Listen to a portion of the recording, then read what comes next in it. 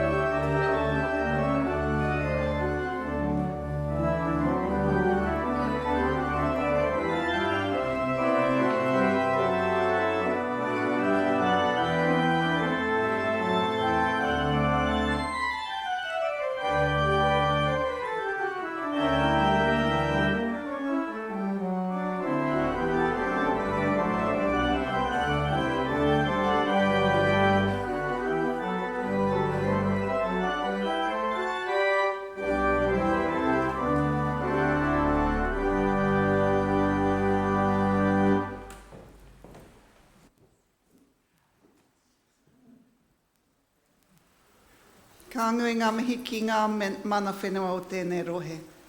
E o tātou mate, haere, haere, haere atu rā. Tēnā koutou e te whānau o Auckland Unitarians, me ngā Unitarians o te ao.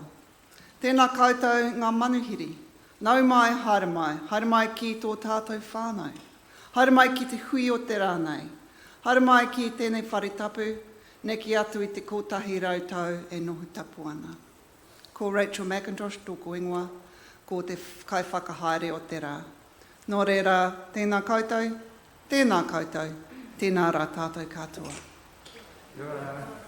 Kia ora. Greetings to the mana whenua of this place, Ngāti Whātua o Rākei. To our dead, farewell, farewell, thrice farewell. Greetings to Auckland Unitarians, to Unitarians of the world, and to our visitors. Welcome to those in the building, to those on Zoom, and to those watching at a later time. Welcome to our whānau. Welcome to this space made sacred by Auckland Unitarians for more than 124 years. My name is Rachel Mackintosh, and I will be leading our service this morning. For those of you in the building, please join us after the service for morning tea. It is our sacrament of hospitality, and you are more than welcome. It is wonderful to have two musicians this morning, Frank Chen on piano as always, and today we also have Jamie Taylor returning to play our historic organ, which we've already heard, and thanks and welcome to both of you. My opening words are a poem by Unitarian and Transcendentalist Ralph Waldo Emerson called Art. Give to barrows, trays and pans grace and glimmer of romance.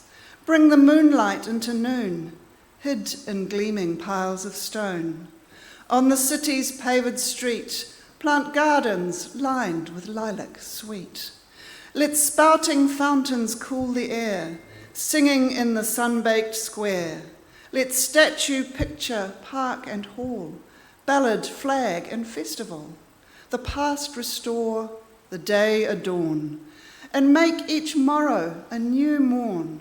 So shall the drudge in dusty frock spy behind the city clock retinues of airy kings, skirts of angels, starry wings, their fathers shining in bright fables, their children fed at heavenly tables. 'Tis the privilege of art thus to play its cheerful part, human in earth to acclimate, and bend the exile to their fate, and moulded of one element, with the days and firmament, teach them on these as stairs to climb, and live on even terms with time, whilst upper life and slender rill of human sense doth overfill. Ruby, would you light the chalice for us?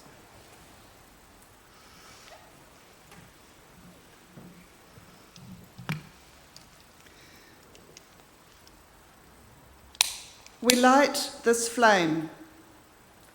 Our chalice flame is a chemical reaction in a mixture of incandescent gases, luminous and with intense heat, such as the science of fire.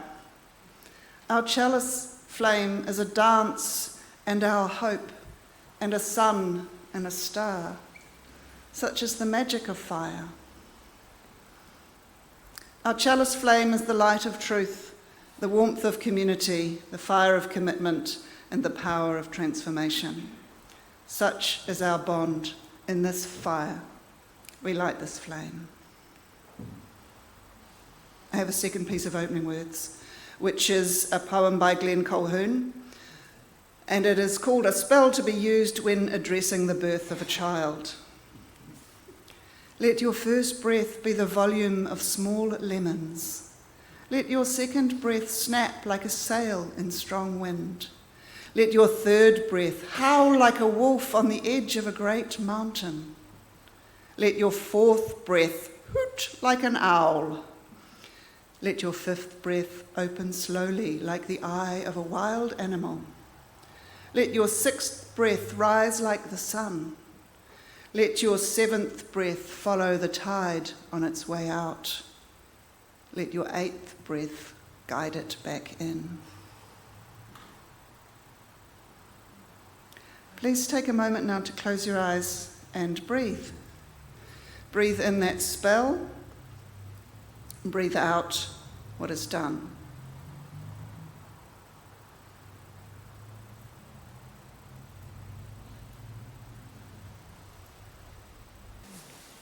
Thank you. Now I invite you, if you choose, to say the covenant with me. Love is the doctrine of this church. The quest for truth is the sacrament, and service is its prayer. To dwell together in peace, to seek knowledge in freedom, to serve humankind in fellowship, to the end that all souls shall grow in harmony. Thus do we covenant with each other and with our God.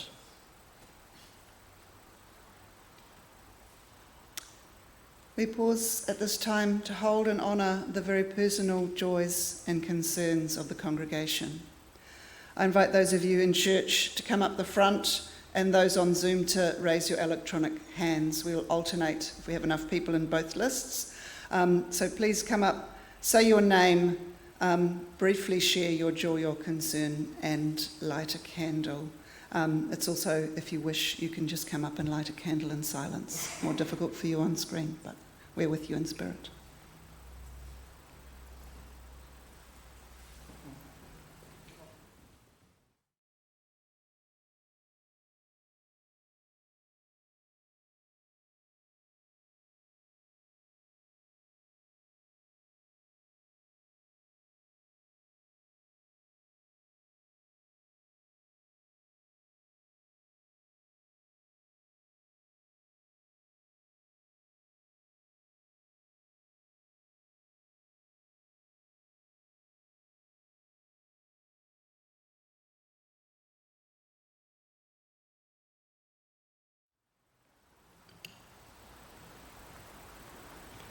I light this candle for all the joys and sorrows that remain in our hearts and unspoken.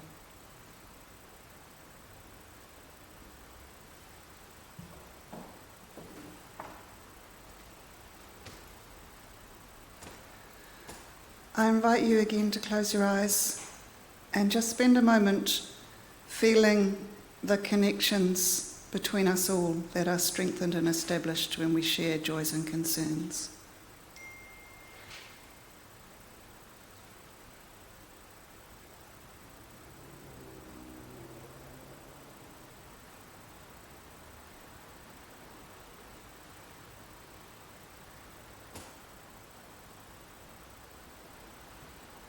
By popular demand, the children's story is back.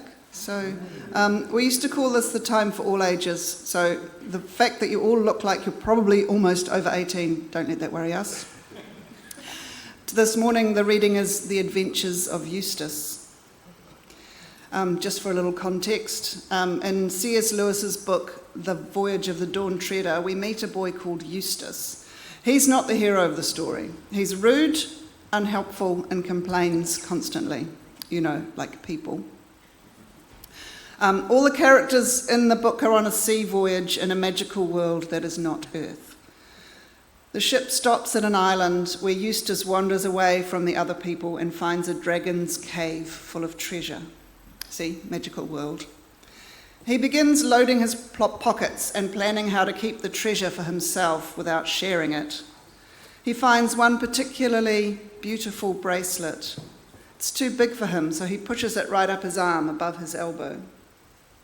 He tires himself out and falls asleep lying on the treasure, only to wake in the body of a dragon. Poor old Eustace is miserable and lonely and stuck in the wicked, despised dragon form. And most annoying of all, he is in horrible pain because the bracelet is way too small for a dragon and is digging into the upper part of his front leg. Then Aslan the lion shows up and beckons Eustace, the dragon, to follow. He guides Eustace to a bubbling well with marble steps leading down into it. Aslan tells him to undress, and here Eustace takes up the story. I was just going to say that I couldn't undress because I hadn't any clothes on, when I suddenly thought that dragons are snaky sort of things and snakes can cast their skins. Oh, of course, thought I, that's what the lion means. So I started scratching myself and my scales began coming off all over the place. And then I scratched a little deeper, and instead of just scales coming off here and there, my whole skin started peeling off beautifully, like it does after an illness, or as if I was a banana. In a minute or two, I just stepped out of it. I could see it lying there beside me, looking rather nasty. It was a most lovely feeling. So I started to go down into the well for my bathe. Just as I was going to put my feet into the water, I looked down and saw that they were all hard and rough and wrinkled and scaly, just as they had been before. Oh, that's all right, said I. It only means I had another, smaller suit on underneath the first one, and I'll have to get out of it too. So I scratched and tore again, and this underskin peeled off beautifully. And out I stepped and left it lying beside the other one, and went down into the well for my bathe. Well, exactly the same thing happened again. And I thought to myself, oh dear, however many skins have I got to take off? For I was longing to bathe my leg. So I scratched away for the third time and got off a third skin, just like the two others, and stepped out of it. But as soon as I looked at myself in the water, I knew it had been no good. Then the lion said, "You will have to let me undress you." I was afraid of his claws, I can tell you, but I was pretty nearly desperate now, so I just lay flat down on my back and let him do it. The very first tear he made was so deep that I thought it had gone right into my heart. And when he began pulling the skin off, it hurt worse than anything I've ever felt. The only thing that made me able to bear it was just the pleasure of feeling the stuff peel off. You know, if you've ever picked at a scab off a sore place, it hurts like billy-o, but it is such fun to see it coming away. Well, he peeled the beastly stuff right off, just as I thought I'd done it myself the other 3 times, only they hadn't hurt. And there it was, lying on the grass, only ever so much thicker and darker and more knobbly looking than the others had been. And there I was, as smooth and soft as a peeled switch, and smaller than I had been. And then he caught hold of me. I didn't like that very much, for I was very tender underneath, now that I'd no skin on, and threw me into the water. It smarted like anything, but only for a moment. After that, it became perfectly delicious, and as soon as I started swimming and splashing, I found that all the pain had gone from my arm, and then I saw why. I turned into a boy again.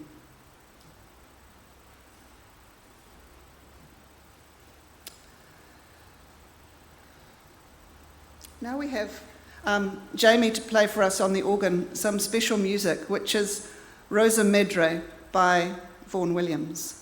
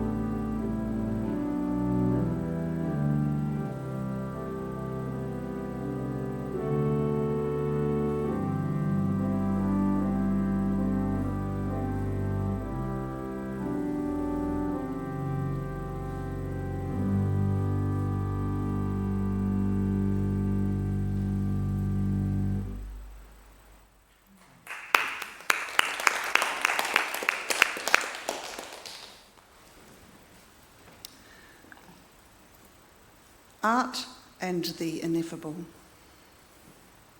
If you look at the kinds of things we say about ourselves in this Unitarian faith, you will often find reference to the fact that we don't offer easy answers, or certainty, or the promise that an interventionist God will look after us.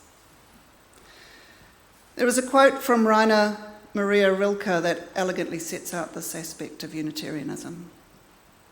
Be patient towards all that is unsolved in your heart, and try to love the questions themselves, like locked rooms and like books that are now written in a very foreign tongue. Do not now seek the answers, which cannot be given you because you would not be able to live them. And the point is to live everything. Live the questions now. Perhaps you will then gradually, without noticing it, live along some distant day into the answer. Today our topic is art and the ineffable. By some irony, I will be using words to convey the ineffable, that which is too vast to be contained in words. That's okay. Words have spaces between them. And art takes many forms. We can see art as merely pleasing, a simple rhyme. Hickory-dickory-dock, the mouse ran up the clock struck 1, the mouse ran down, hickory-dickory-dock. I say merely pleasing as though pleasure is of little moment.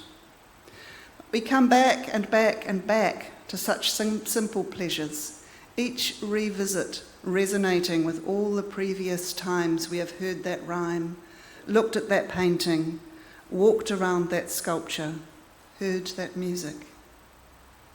Perhaps as you heard Hickory-Dickory-Dock just now, you were transported to a time when a parent could lift you swinging up into the air, or you had a tricycle that allowed you adventures, or blocks to play with, or you felt the softness of your first kitten. I hope so. Though, of course, some childhoods are darker and dominated by layers of unhappiness. If that is your association, please stay with us, for every day on earth offers a new possibility. The space between every 2 days and every 2 words is full of possibility. If Hickory-Dickory-Dock evokes more painful memories, we still may come back and back and back, picking at the scab. What is merely pleasing in art can give our life shape and provide layers that build to create our lives. What evokes a painful past in art can also give our life shape and provide layers that build to create our lives. Living the layers, if not facing the questions. If we look back to Eustace from our reading earlier, these simple experiences can be compared to his first 3 attempts to shed his dragon skin. My whole skin started peeling off beautifully, like it does after an illness, or as if I was a banana. In a minute or 2, I just stepped out of it. Of course, we know, since we heard the rest of the story, that Eustace wasn't actually transformed by that first shedding of his dragon skin. It took more for him to go further, to be transformed. How can we go further? How do we go beyond the merely pleasing or the revisited pain to the transformational? How can art let us experience what Eustace experiences? The very first tear he made was so deep that I thought it had gone right into my heart. And when he began pulling the skin off, it hurt worse than anything I've ever felt. The only thing that made me able to bear it was just the pleasure of feeling the stuff peel off. And there I was, as smooth and soft as a peeled switch, and smaller than I had been. I was very tender underneath, now that I had no skin on. And so Eustace was transformed. Let us now explore how art can be a source of our transformation, how art can lead us to go deeper, to find what is tender underneath. Art and the ineffable. Words have spaces between them. Art takes many forms, and different people are drawn to different forms of art at different times.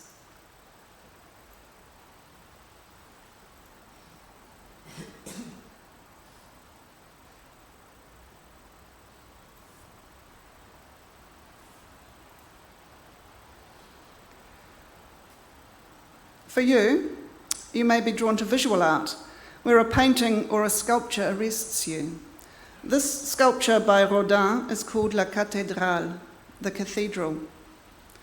It is a marble sculpture of two right hands. You may have to look at it for a while to see that it is the hands of two people. The hands don't touch. Only the space between them speaks. This is just a painting of the sculpture, but if you ever get a chance to be in the room with it, you can walk all around it and see that space between the hands from every angle. The ineffable is there, the space between the hands. You may be drawn to music. The beauty of what Frank and Jamie play for us this morning, including the spaces between the notes, may provide your space for transformation. For you, it may be science, the exquisite beauty of a mathematical equation, of a chemical process, of the curve of a bridge. Tell me an engineer is not a poet, and I will show you a bridge. These things may start as merely pleasing, but the beauty can cut so deep that we feel it has gone right into our hearts. For the art of literature, the spaces between the words are the place for us to live the questions, to be patient with ourselves, to simply be. For me, one place where writing contains the ineffable is where writers break the rules. James Joyce breaks the rules at the very beginning of his work, The Portrait of an Artist as a Young Man. Once upon a time, and a very good time it was, there was a moo cow coming down along the road, and this moo cow that was coming down along the road met a nice little boy named Baby Tuku. His father told him that story. His father looked at him through a glass. He had a hairy face. He was Baby Tuku. The moo cow came down the road where Betty Byrne lived. She sold lemon platt. Oh, the wild rose blossoms on the little green place. He sang that song. That was his song. Oh, the green rose botheth. When you wet the bed, first it is warm and then it gets cold. His mother put on the oil sheet. That had the queer smell. His mother had a nicer smell than his father. She played on the piano, the sailor's hornpipe. For him to dance, he danced. James Joyce well knows the conventions of storytelling, but here he breaks them. We, the readers, are transported, vertiginous. We are whirled around in his stream of consciousness, transformed. In this space, with our mind and expectations disrupted, we may experience something new. Is this our full humanity? A songwriter breaking the rules of rhythm also provides an opportunity for transformation. Paul Simon has been writing songs for decades. He well understands how poetry scans. He's a poor boy, empty as a pocket with nothing to lose. Sing ta-na-na, ta-na-na-na. He's got diamonds on the soles of his shoes. So he knows what he's doing. And then he does this, and I can't sing this. Paul Simon can sing this, but he breaks the rules, and it is unsingable.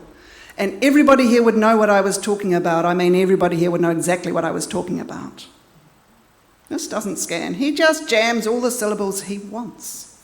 The audacity, the disruption of our expectations. Paul Simon just breaks the rules as if everybody here would know exactly what he was talking about.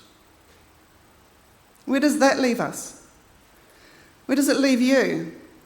Certainly it leaves me in a space in between. One final example from literature. Nothing wondrous can come in this world unless it rests on the shoulders of kindness. This is a quote from the Barbara Kingsolver novel, The Lacuna. It's the last day of Leon Trotsky's life. He is in Mexico City, where he is living in exile, studying, writing, and being part of a local community. As part of this community, he mentors young people, and a young man has come to him with something he has written. The writing is shallow, derivative, unimaginative. Trotsky takes the young man and his writing seriously. He spends time with him, discussing his thoughts. Because nothing wondrous can come in this world unless it rests on the shoulders of kindness. Then on the next page, the young man kills Trotsky with an ice pick. The horror of the assassination hangs there in the air, juxtaposed with the timeless truth that nothing wondrous can come in this world unless it rests on the shoulders of kindness. In spite of all the horrors of the world, when we are welcomed in community with kindness, we can begin to experience what is wondrous. And these things don't always happen in neat chronological order. What tear have you felt that was so deep you thought it had gone right into your heart? What has left you truly speechless? What art has produced the ineffable for you so that you really are living the questions? After his transformation, Eustace has turned from a dragon into a boy. He has become human again. As Rilke says, the point is to live everything. What in art transforms you so that you live everything, that you experience your deepest humanity? Amen. Please take a moment to close your eyes. Breathe in the space between words. Breathe out what is done.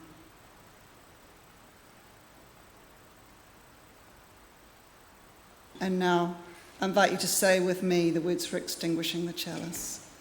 We extinguish this flame, but not the light of truth, the warmth of community, the fire of commitment, or the power of transformation.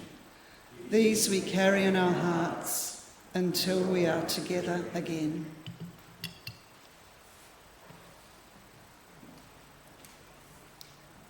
Okay. In a moment, I have some closing words, and then we will enjoy the postlude, and this will be Frank playing Abrázame by Julio Iglesias.